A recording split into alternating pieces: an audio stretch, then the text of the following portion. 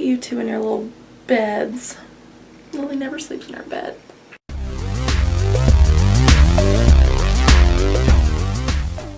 Hey, it's Sue in the restricted section.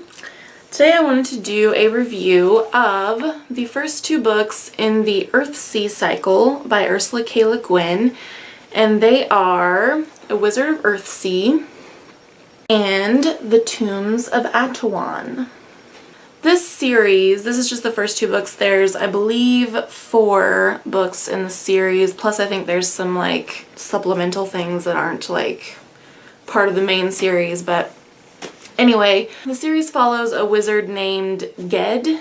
That's how I'm choosing to pronounce it anyway. And it follows, I believe it follows from him as a young boy all the way up to perhaps the end of his life. But the first book is A Wizard of Earthsea, and this one starts out with Guin as a young boy, and it becomes apparent that he has the potential to be a very powerful wizard. So he goes off to this wizarding school, and while he's there he develops this rivalry with another student. He challenges this other student to a duel, which then results in Guin accidentally unleashing this darkness in the world that he then must try to rein back in.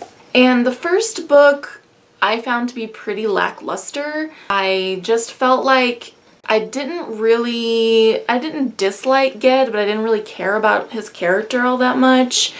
And also, I think a big part of fantasy novels is generally the world building, and this book just didn't really have very much of that. I mean, it's only like 180 some pages long. It didn't have a lot of world building. It didn't have a whole lot of character development. The plot was also not that interesting. It wasn't terrible. I think I gave it 3 stars, which is like a neutral rating for me, but it was only okay, and I was kind of disappointed in it. I was excited to read Ursula K. Guin because I had heard such great things about a lot of her other books, but maybe fantasy isn't her best.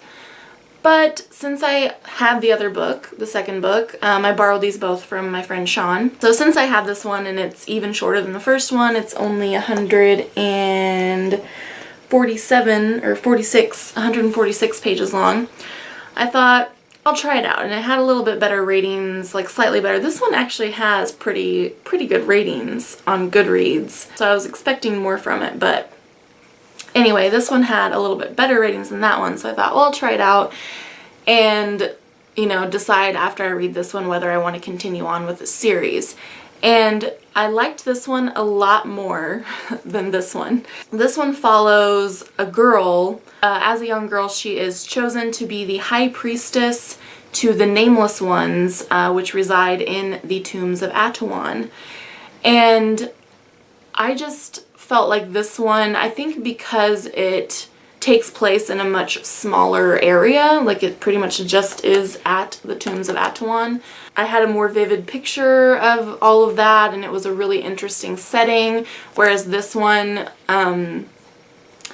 it had a pretty broad, like he traveled a lot in this book, and you know, like I said, it's so short, I just didn't get a good sense of the setting very much. And then the main character also, what's her name, Tinar, I just liked her more. I found her to be a more interesting character.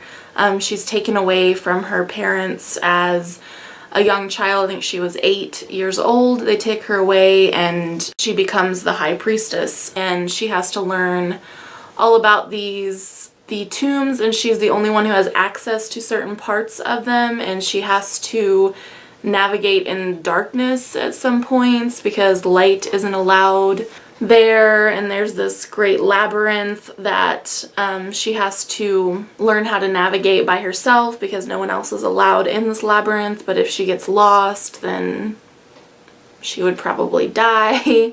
So I just kind of found her to be a more interesting character than Guin. Guin is still in this book, but he doesn't really show up till about halfway through it. And I just enjoyed this story a lot more. I thought it was a more interesting plot. I got through this one a lot more quickly.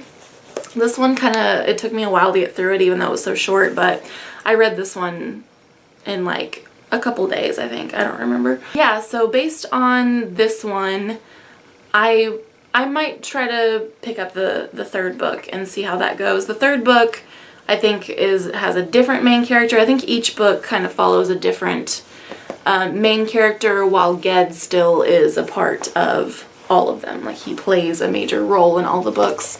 The third one is The Farthest Shore, so I'll probably try to find that. I'll see if the library has it, and if they don't have it, I might try to find like a cheap used copy somewhere, because my friend Sean only had these first 2 books, so he doesn't have the other 2 for me to borrow. But so this book, I don't think I mentioned, I gave it 4 stars. So far the series, I'm still a little iffy on the series. If you've read either of these or the entire series, let me know what you thought. There'll be links below where you can find myself and Megan other places on the internet. And if you haven't subscribed yet, please do. And thanks for watching. See you guys next time. Bye.